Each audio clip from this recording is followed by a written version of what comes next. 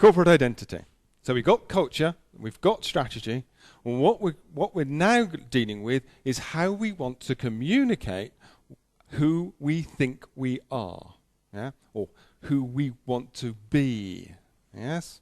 So if you like the corporate personality, we did some research in Portsmouth. I didn't do it, I was sort of associated with it. And Portsmouth City this is, not Portsmouth, the University of Portsmouth. And we tried to characterise what a typical, how we would personify Portsmouth. And we did some extensive research, or it was undertaken. And Portsmouth was personified as Steve. And we had the personal characteristics of this chap, Steve. And what we wanted it, as the research developed, we wanted it to become a Stephanie. And so various characteristics associated with Stephanie were identified and a transition was put in place. Now, it's not quite the same as this here, but what we've got is corporate identity is how do we want to be seen? Yeah?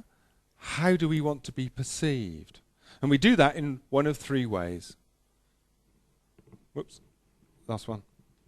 Corporate identity can be seen as a function of the symbolism we use, the communication we use, and the behavior that our company exudes, manifests.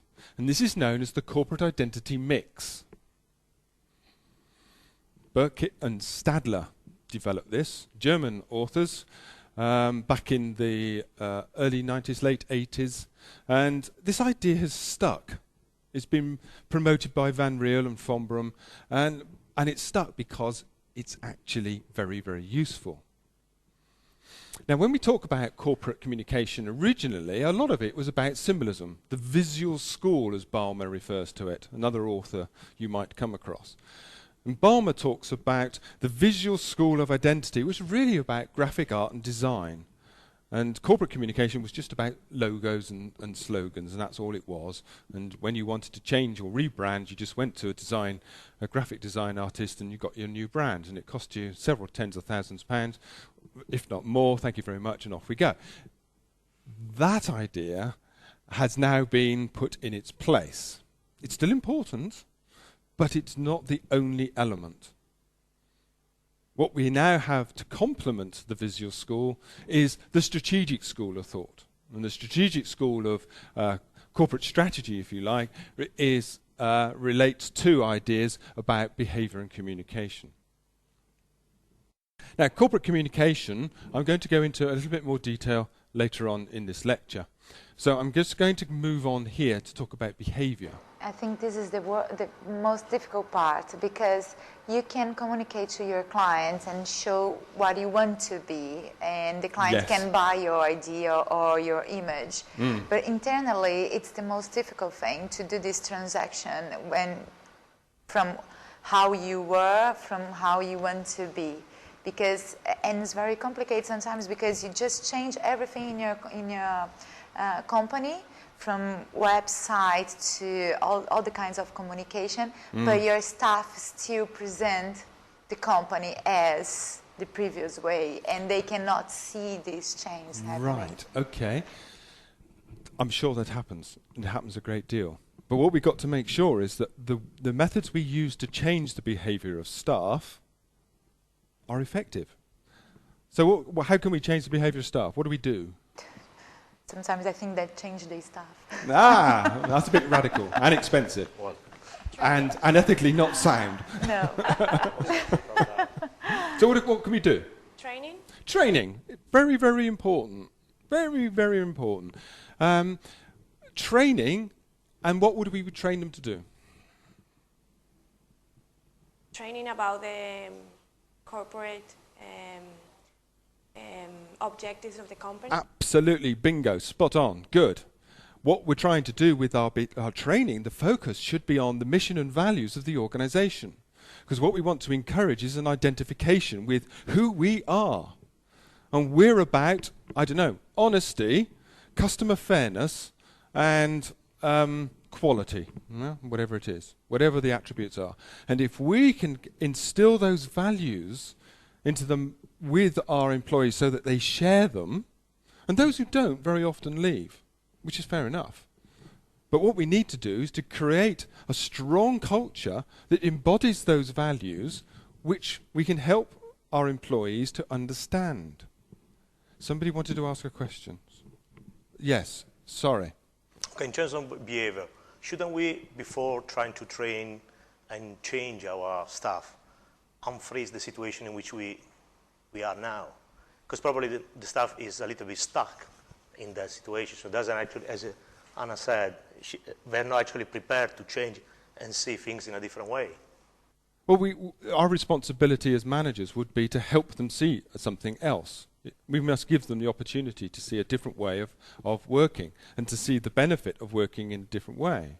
Yeah, but sometimes it just That don't is accept. the crucial part, I would say. Exactly. That Yes. is crucial. So to maybe flip it around, training's nice. It's what you pay for that makes a difference. What do you mean by that last There's a bit? number of companies that have great training for their values, and then they reward different behavior. And they get more of the other behavior. That's inconsistency. Exactly. So Right.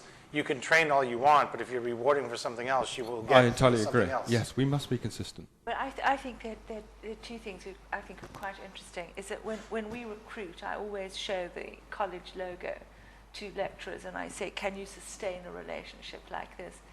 And the other thing is to also look in terms of when you look at the positive side of behavior, you have to look at the shadow side of the organization as well. And people have to be trained with both sides in mind.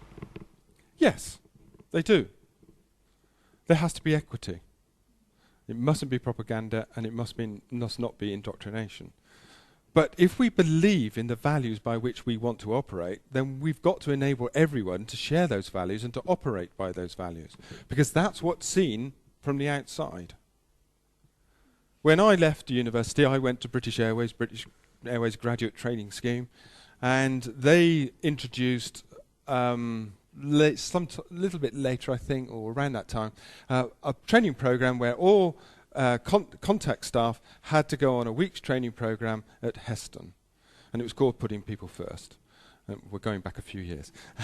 But one of the significant events was on the Friday morning, if it wasn't Colin Marshall, the CEO, it was a director of the organisation turned up for the morning, every single Friday. Why? Modeling. Well, Modeling. to show that it had value and that it was important. So his Demonstrating the importance. Yeah. Yeah? Demonstrating the importance of it. And what you might think about British Airways, the trials and tribulations that it's experiencing at the moment, is a damn good organisation, and it really, my experience of it, it always genuinely believes in the customers and putting them first. Now, whether that's always possible, that's for other reasons and other issues. The way we behave, or the way we represent the organisation, the way the telephone is answered, the speed at which we respond to inquiries. This person's not in, can I take a message? They'll call you back. And 2 days later, you haven't got an email, you haven't got a phone call. You start to think about the behaviour of the organisation, don't you?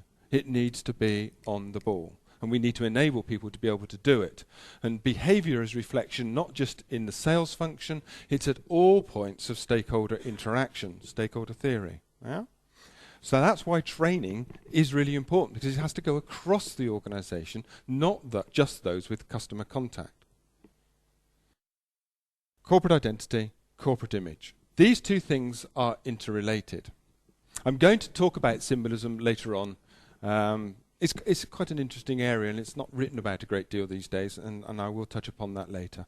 But corporate identity and corporate image, these two middle functions of the framework, are, if you like, should be mirror images. Reality, being practical, they can never be. There's always going to be a little bit of distortion there, the gap that I referred to earlier.